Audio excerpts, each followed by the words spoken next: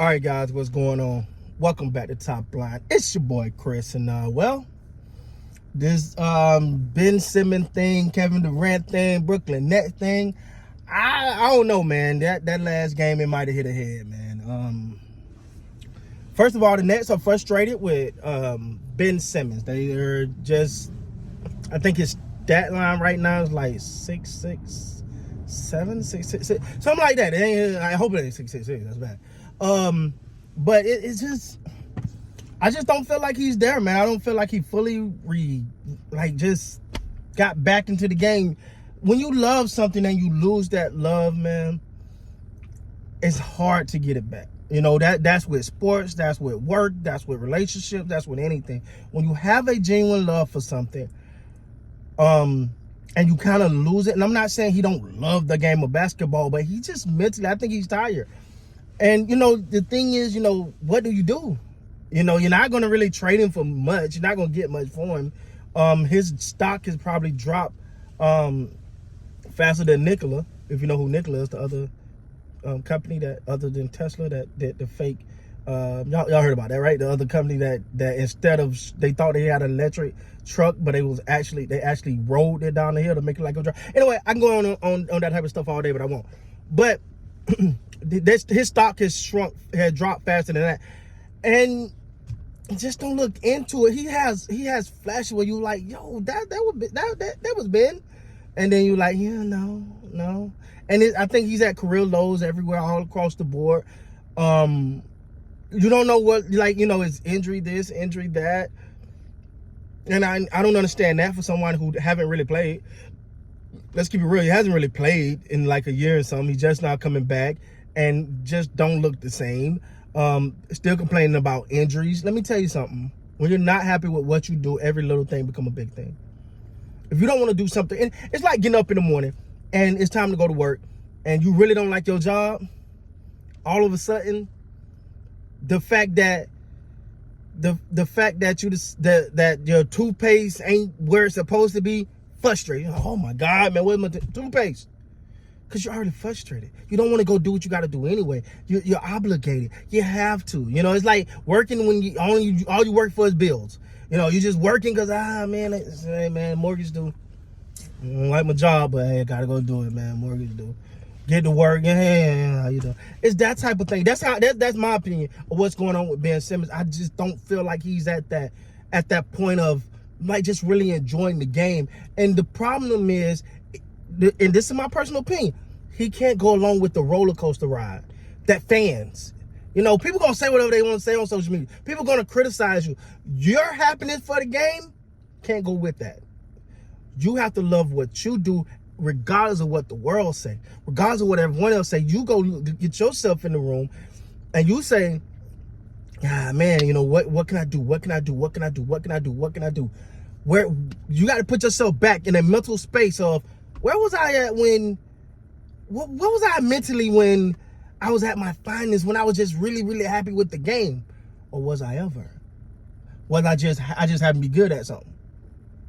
I just hadn't been good at something. I'll give you an example with myself. Like I'm good at IT, but I kind of love it too. But at first I didn't love IT. I just worked. Like I would go do something, didn't really like it. I'm like, all right, it works. It works. Okay, then I started to develop a love for it. Now I love IT, but I didn't know. It just happened to work for me. And I'm like, oh, I got it. I love it. I say all that to say, I think Ben Simmons got to do some soul searching. Now, you take the Ben Simmons situation, the Kyrie situation, you put that with Kevin Durant. What the hell should Brooklyn do with Kevin Durant? I said it was over for my Lakers unless they do something drastic. I'm going to say the same thing about the Brooklyn Nets. Unless they do something drastic, man. Unless they come out and make a move. Unless something, they're going to have to get up off of KD, man. Get something. Start over. Rebuild. Listen, sometimes you got to know when to start hitting your head up against the wall. It's just bang, nothing. Bang, nothing. No, that's what's going to happen. You know what I'm saying? I feel like Kevin Durant, he's just there. Like, you hear him talking now. He's like, man, what? He looks defeated. It's like, what you want me to do, man? Like, you know, I don't know, man. Like, you see what we got out there, man. Like, what you want me to do, man? Like, you know what I'm saying? So with Kevin Durant, I'm looking at it. I'm like, you know, he's such a great player. He's such a dynamic player. But I look at him and I compare him to Von Miller. And the reason why I say that is, remember Von Miller in Denver? Towards the end of his time in Denver? We know who Von Miller was. It's for my football people. We know who Von Miller was. But during his time in Denver, he just, at the end, it's just like, oh, God. All right, cool, man. Whatever. I'm here. I'm good. All right. Then he went to the Rams, had an opportunity to show something, had an opportunity to win something, had an opportunity to prove something, and he came and he was a different guy. You look at him now in Buffalo, he got a chance to really make a deep playoff run in the Super Bowl. He got something to play for. He got a reason. It's a real shot. Oh, he's on one right now. Von Miller's balling, and everybody said it was over. Everybody said he was too old. Everybody said, you can get a little bit out of Von. That's cool. But look at him now. I say the same thing about Kevin Durant. You put Kevin Durant in a situation where he's a real competitive situation where he got a chance to win a championship, Kevin Durant will be a beast. But it's hard. It's hard to think I got to go play 82 games with Jack around me, and I got to act like I'm about to, and I know I'm not going nowhere.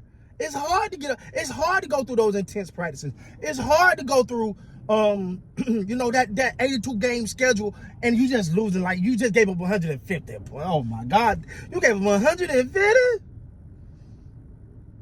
150? I ain't seen, man, that 150 points, bro. And there was no overtime, bro. It's hard to get up the next day after that, dog. It's hard, man. That's who I think Kevin Durant is. I think the best thing for both Kevin Durant and the Brooklyn Nets, go get you a trade. It's time. Get you a trade, at least by the deadline, because you're going to trade him by the deadline, and you're going to trade him in the offseason. If things keep going the way they're going, he's going to get traded anyway.